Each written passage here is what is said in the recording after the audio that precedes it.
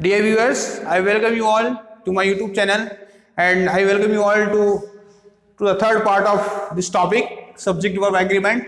And in this part, I have taken some important uses like seventh point number 7. जो seventh rule है वो देखिए, कुछ मैंने इंपॉर्टेंट्स यहाँ पे लिए हैं इस वीडियो के अंदर. When two subjects are connected with not only but also the verb is used according to the subject nearest to it, है ना. ये जो कॉम्बिनेशन यूज होता है नॉट ओनली बट ऑल्सो, ये जो कंजक्शन यूज होता है, इस कंजक्शन के साथ में जब दो सब्जेक्ट्स कनेक्टेड हों, है ना, जब दो सब्जेक्ट्स कनेक्टेड हों किससे, नॉट ओनली और बट ऑल्सो से, है ना. वो नाउन भी हो सकते हैं, प्रोनाउन भी हो सकते हैं, दोनों, कोई प्रॉब्लम नहीं है. सब्जेक्ट मैंने इसलिए यहाँ पे टर्म यूज किया है. तब हम क्या करते हैं, तो हम जो वर्ब लगाते हैं, we use the verb according to the subject which is nearest to it, है ना. जो वर्ब के पास वाला जो सब्जेक्ट होता है, यानी वर्ब से पहले जिस सब्जेक्ट को हम लिखते हैं, है ना, सिंगुलर लिखते हैं, प्लूरल लिखते हैं, जो भी लिखते हैं उसके अकॉर्डिंग ही वर्ब लगाते हैं हम. ठीक है. जैसे देखो मैं एग्जांपल लिखा है, not only the principal but also the teachers. तो देखिए यहाँ पे वर्ब यहाँ आएगी, है ना, वर्ब का प्लेस ये है.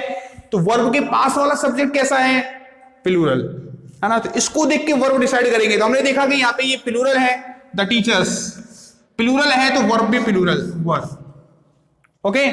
ये सेंटेंस मान लो ऐसे होता, not only the teachers but also the principal.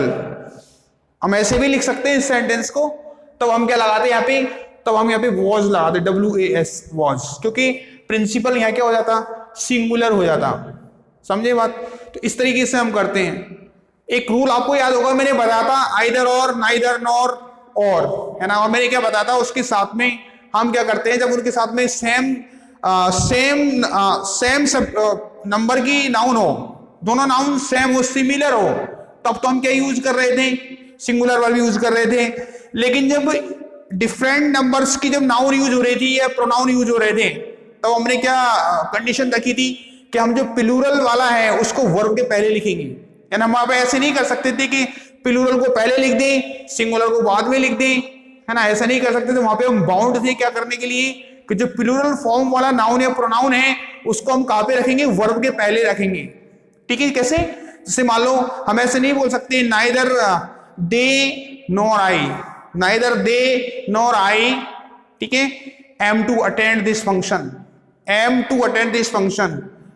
According to the rule अगर हम कहें कि भाई नाइदर दे नॉर आई, ऐसे नहीं लिख सकते हम. मतलब जो प्लूरल वाला जो है ना, उसको वर्ब के पहले लिखना पड़ेगा हमें. कैसे बोलना पड़ेगा, neither I nor they are to attend this function. लेकिन यहाँ पे वो कंडीशन, यहाँ पे ऐसा नहीं है. यहाँ पे ऐसा नहीं है कि डिफरेंट नंबर की जो है नाउन यूज हो रही है तो आपको प्लूरल वाला वर्ब के पहले लिखना है. हम आगे पीछे कहीं भी लिख सकते हैं, कोई प्रॉब्लम नहीं है. जैसे मैंने यहाँ पे लिखा है, not only the principal but also the teachers were playing the match. Yes. इसको ऐसे भी लिख सकते थे हम, not only the teachers but also the principal. तो वर्ब चेंज हो जाती was. उस रूल के अंदर हम ऐसा नहीं कर सकते थे, है ना. ऐसे नहीं कर सकते थे, neither the principal nor the teachers, है ना, were playing the match. ये तो चल जाता, ठीक है, क्योंकि प्लूरल वर्ब हमने का ले ली, प्लूरल नाउन का ले ली, वर्ब के पहले ले ली.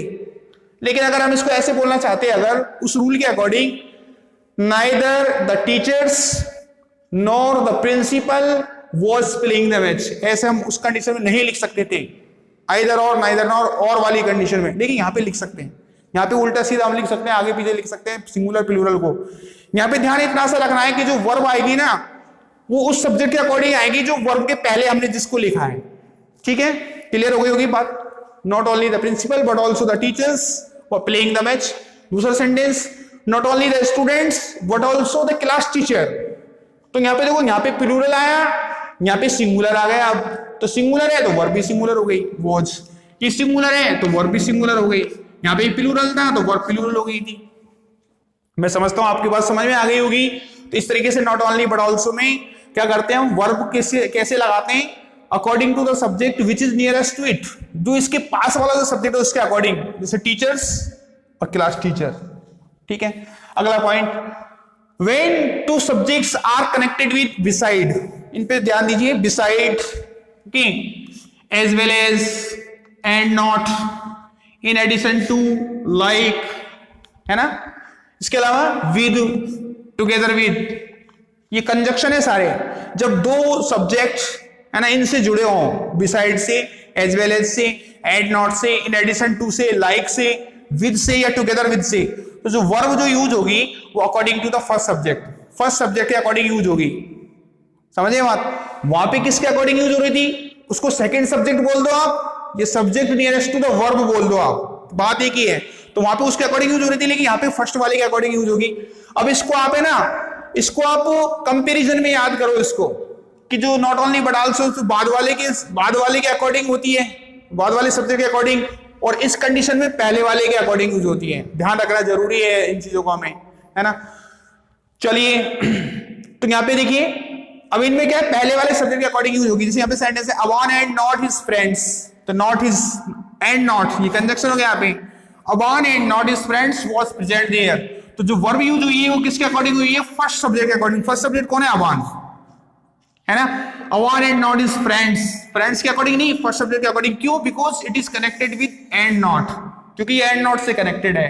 हमारे पास में वर्ड्स है कुछ, उन वर्ड्स को ध्यान में रखना है। जब उनसे दो सब्जेक्ट कनेक्टेड हो तो जो वर्ब यूज होगी फर्स्ट सब्जेक्ट के अकॉर्डिंग होगी। बात समझ रहे? मेरी बात समझ रहे हैं आप लोग? इस तरीके से। दूसरा है, ऊपर वाले में क्या था? दूसरे वाले सब्जेक्ट के अकॉर्डिंग यूज हो रही थी वहां पे, यहाँ पे फर्स्ट वाले के अकॉर्डिंग यूज होगी। दूसरा है the president as well as the members has attended the meeting, the president as well as the members has attended the meeting. तो देखो हैज वर्ब यूज हुई, क्यों? क्योंकि ये एज वेल एज से कनेक्टेड है, तो फर्स्ट सब्जेक्ट के अकॉर्डिंग वर्ब यूज करनी है। फर्स्ट सब्जेक्ट कैसा आपका? सिंगुलर, तो वर्ब भी सिंगुलर, है ना। हैव अटेंडेड नहीं करेंगे इसको, ठीक है।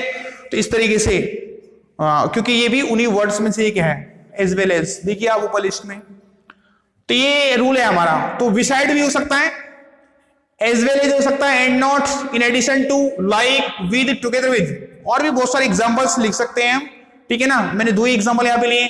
तो इनमें से किसी के भी साथ दो सब्जेक्ट जब कनेक्टेड हैं तो जो वर्ब हम लगाएंगे पहले सब्जेक्ट के अकॉर्डिंग लगाएंगे, जो फर्स्ट सब्जेक्ट है उसके अकॉर्डिंग लगाएंगे। Okay. Rule number 9, a number of plus plural noun plural verb लेगी। ए नंबर ऑफ फ्रेज हो तो उसके साथ प्लूरल नाउन आती है हमेशा। द नंबर ऑफ हो उसके साथ ही प्लूरल नाउन आती है, यानी ए नंबर ऑफ और the number of. A number of, the number of, इनके साथ हमेशा प्लूरल नाउन आती है दोनों के साथ। लेकिन दोनों में फर्क क्या है? एक फर्क क्या है, ए नंबर ऑफ के साथ हमेशा प्लूरल वर्ब आती है, द नंबर ऑफ के साथ में सिंगुलर वर्ब आती है। नाउन तो प्लूरल आती है दोनों के साथ में, लेकिन वर्ब एक के साथ सिंगुलर आती है, एक के साथ प्लूरल। ए नंबर ऑफ के साथ प्लूरल, द नंबर ऑफ के साथ सिंगुलर। ए नंबर ऑफ हमें सेंस देता है मैनी का, बहुत सारे, और द नंबर ऑफ देता है डेफिनिट क्वांटिटी, डेफिनिट नंबर का, निश्चित संख्या का देता है द नंबर, ठीक है। एग्जांपल देखो, a number of plus plural noun, कोई प्रॉब्लम नहीं, यहां तक प्लूरल वर्ब लेगी, यानी ए नंबर ऑफ के साथ में प्लूरल नाउन आएगी और प्लूरली वर्ब आएगी।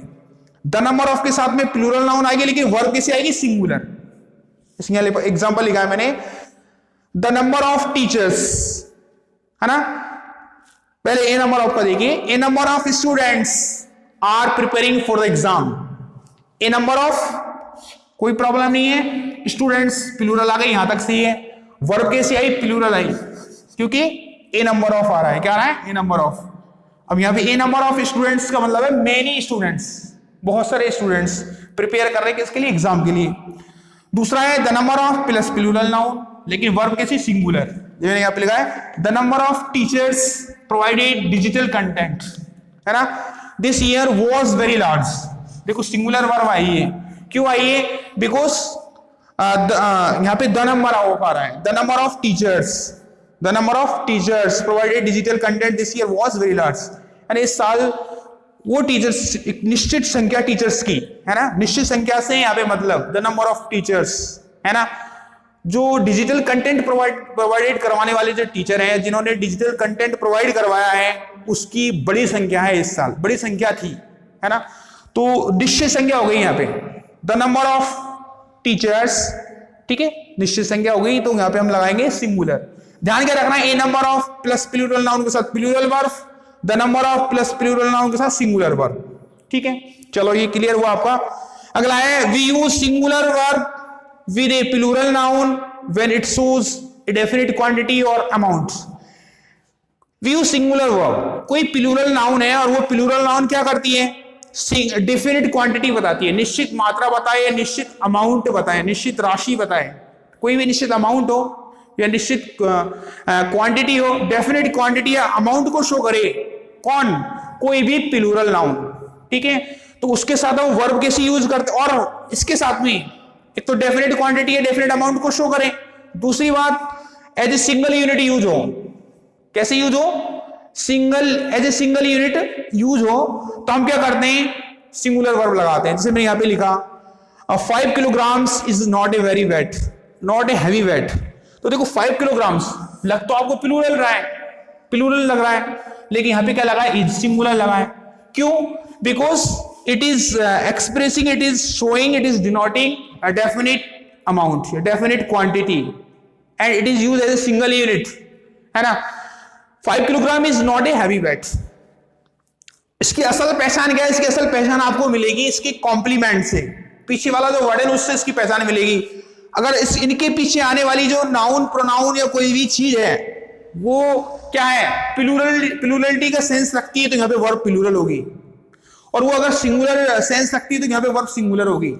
तो 5 kilograms is not a heavy weight, तो वेट है ना, वेट वहां पे एक तरह सिंगुलर सेंस रख रहा है, उसके अकॉर्डिंग यहाँ पे क्या आएगा, इज आएगा, ठीक है, इस तरीके से। But plural verb is use if it has the sense of plurality, लेकिन ये चीज अगर प्लूरल सेंस रखे तो वर्ब प्लूरल होगी। जैसे 5 years have passed, आगे कोई इंडिकेशन नहीं है ना कि वो सिंगुलर है प्लूरल है, इसी से हमें पता चल रहा है कि क्या है, प्लूरल है,